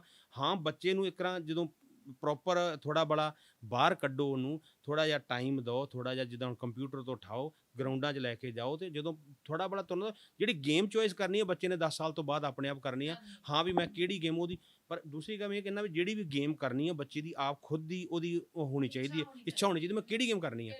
ਜਾਂ ਮੈਂ ਰੈਸਲਿੰਗ ਕਰਨੀ ਆ, ਮੈਂ ਆਪਣੇ ਬੱਚੇ ਨੂੰ ਕਹਾਂ ਮੈਂ ਰੈਸਲਿੰਗ ਕਰਾਉਣੀ, ਉਹ ਬਾਸਕਟਬਾਲ ਖੇਡਦਾ, ਉਹ ਹਾਈਟ ਉਹਦੀ ਠੀਕ ਹੈ, ਤੇ ਮੈਂ ਉਹਨੂੰ ਇਹ ਜ਼ਬਰਦਸਤੀ ਨਹੀਂ ਕਹਿ ਸਕਦਾ ਨਹੀਂ ਯਾਰ ਤੂੰ ਰੈਸਲਿੰਗ ਹੀ ਕਰ। ਹਾਂ, ਮੈਂ ਉਹਨੂੰ ਮੈਨੂੰ ਜੋ ਮਿਲਿਆ, ਮੇਰੇ ਕੋਲ ਜੋ ਗੁਣ ਆ, ਜਾਂ ਮੈਂ ਆਪਣੇ ਬੱਚੇ ਨੂੰ ਦੇ ਸਕਦਾ ਆ, ਪਰ ਮਦਦ ਮੈਂ ਕਰ ਸਕਦਾ ਹਾਂ। ਹਾਂ, ਇਹ ਇੱਕ ਬੈਨੀਫਿਟ ਆ, ਜਿੱਦਾਂ ਮੈਨੂੰ ਮਿਲਿਆ ਬੈਨੀਫਿਟ, ਮੇਰੇ ਪਰਿਵਾਰ 'ਚ ਮੈਨੂੰ ਬੈਨੀਫਿਟ ਮਿਲਿਆ, ਕਿਉਂਕਿ ਸਾਰੇ।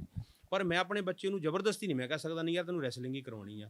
ਹਾਂ, ਮੈਂ ਉਹਨੂੰ ਲੈ ਕੇ ਜਾਵਾਂਗਾ, ਉਹਨੂੰ ਥੋੜ੍ਹਾ ਜਿਹਾ ਕਰਾਂਗਾ, ਪਰ ਉਹਦੀ ਇੱਛਾ ਆ ਵੀ ਹਾਂ ਉਹ ਕਰਨੀ ਚਾਹੁੰਦਾ ਕਿ ਨਹੀਂ ਚਾਹੁੰਦਾ। ਹਾਂ, ਉਹਦੀ ਗੇਮ ਜੀ ਅਗਰ ਉਹ 'ਚ ਚੰਗਾ ਹੋ ਸਕਦਾ ਆ, ਤੇ ਮੈਂ ਉਹਨੂੰ ਉਹਦੇ 'ਚ ਹੈਲਪ ਕਰਾਂਗਾ। ਤੇ ਮੈਂ ਇਹੀ ਚਾਹੁੰਦਾ ਵੀ ਬੱਚੇ ਨੂੰ ਜਦੋਂ ਤੁਸੀਂ ਥੋੜ੍ਹਾ ਬੜਾ ਜਦੋਂ 8-9-10 ਸਾਲ ਦਾ ਹੁੰਦਾ ਨਾ, ਤਾਂ ਉਹਨੂੰ ਗਰਾਊਂਡ 'ਚ ਲੈ ਕੇ ਜਾਓ, ਥੋੜ੍ਹਾ ਦੌੜੇ ਭੱਜੇ, ਫਿਰ ਗੇਮ ਆਪਣੀ ਜਿਹੜੀ ਵੀ ਹੈ 10 ਸਾਲ ਤੋਂ ਬਾਅਦ ਕੋਈ ਵੀ ਗੇਮ ਕਰ ਸਕਦਾ। ਹਾਂ, ਕੋਲ ਰਹਿ ਕੇ ਕੋਚਾਂ ਦੇ ਮਤਲਬ ਰਹਿਨਮਾਈ ਦੇ ਹੈਡ ਕੋਚਾਂ ਦੀ ਦੇਖ ਰੇਖ ਦੇ ਵਿੱਚ ਤੁਸੀਂ ਉਹਨੂੰ ਪ੍ਰੈਕਟਿਸ ਕਰਾਓ, ਕਿਉਂਕਿ ਸੱਟ ਚੋਟ ਨਾ ਲੱਗੇ। ਕੋਈ ਇਹੋ ਜਿਹਾ ਹੈ ਨਹੀਂ ਵੀ ਜ਼ਬਰਦਸਤੀ ਕੋਈ ਸੱਟ ਲਾਉਂਦਾ, ਉਹ ਕਿਤੇ ਲੱਗ ਜਾਂਦੀ ਆ, ਪਰ ਇਹ ਹੈ ਵੀ ਤੁਸੀਂ ਉਹਨੂੰ ਥੋੜ੍ਹੀ ਜਿਹੀ ਦੇਖ ਰੇਖ ਕਿਸੇ ਕੋਚ ਚੰਗੇ ਦੇ ਉਹਦੇ ਦੇਖ ਰੇਖ ਕਰਵਾਓ। ਯਾਰ ਸੱਟਾਂ ਤੋਂ ਵੀ ਬੱਚਾ ਬਹੁਤ ਕੁਝ ਸਿੱਖਦਾ ਹੈ, ਕਿਉਂਕਿ ਸੱਟ ਫਿੱਟ ਜਿਹੜੇ ਨੇ ਉਹ ਵੀ ਕੋਈ ਨਾ ਕੋਈ ਨਵਾਂ ਐਕਸਪੀਰੀਅੰਸ ਜ਼ਿੰਦਗੀ ਦਾ ਦੇ ਕੇ ਜਾਂਦੇ ਨੇ। ਸੋ ਇਹ ਸਨ ਸਾਡੇ ਨਾਲ ਜੁੜੇ ਹੋਏ ਰਣਧੀਰ ਸਿੰਘ ਧੀਰਾ ਜੀ, ਜਿਨ੍ਹਾਂ ਨੇ ਇੱਕ ਅੰਤਰਰਾਸ਼ਟਰੀ ਸਤਰ ਦੇ ਉੱਤੇ ਰੈਸਲਿੰਗ ਦੀ ਦੁਨੀਆ ਦੇ ਵਿੱਚ ਨਾਮ ਕਮਾਇਆ। ਬਹੁਤ ਸਾਰੇ ਟਾਈਟਲ, ਬਹੁਤ ਸਾਰੇ ਸਨਮਾਨ ਉਹਨਾਂ ਦੀ ਝੋਲੀ ਦੇ ਵਿੱਚ ਪਏ, ਔਰ ਅੱਜ ਇੱਕ ਗਵਰਨਮੈਂਟ ਡਿਪਾਰਟਮੈਂਟ ਦੇ ਵਿੱਚ ਵੀ ਚੰਗਾ ਨਾਮ ਕਮਾ ਰਹੇ ਨੇ। ਸੋ ਇਹਨਾਂ ਦੀ ਕਹਾਣੀ ਸੁਣ ਕੇ ਸਾਫ਼-ਸਾਫ਼ ਅਸੀਂ ਕਹਿ ਸਕਦੇ ਹਾਂ ਕਿ ਜ਼ਿੰਦਗੀ ਦੇ ਵਿੱਚ ਚੁਣੌਤੀਆਂ ਹਰ ਕਿਸੇ ਦੇ ਕੋਲ ਹੁੰਦੀਆਂ ਨੇ, ਪਰ ਜੇਕਰ ਦ੍ਰਿੜ ਸੰਕਲਪ ਦੇ ਨਾਲ ਤੁਸੀਂ ਇਸ ਸਫ਼ਰ ਨੂੰ ਚੱਲਣਾ ਸ਼ੁਰੂ ਕਰ ਦੋਗੇ ਔਰ ਪਿੱਛੇ ਮੁੜ ਕੇ ਨਹੀਂ ਦੇਖੋਗੇ, ਤਾਂ ਉਸ ਮੁਕਾਮ, ਉਸ ਮੰਜ਼ਿਲ ਤੇ ਜ਼ਰੂਰ ਪਹੁੰਚੋਗੇ ਜਿਹਦਾ ਅਸੀਂ ਸੁਪਨਾ ਲੈਂਦੇ ਹਾਂ। ਸੋ HSN TV ਦੇ ਉੱਤੇ ਤੁਸੀਂ ਜੁੜੇ ਹੋਏ ਸੀ ਆਪਣੀ ਦੋਸਤ ਸ਼ੀਤਲ ਦੇ ਨਾਲ, ਕੈਮਰਾਮੈਨ ਕੁਨਾਲ ਦੇ ਨਾਲ।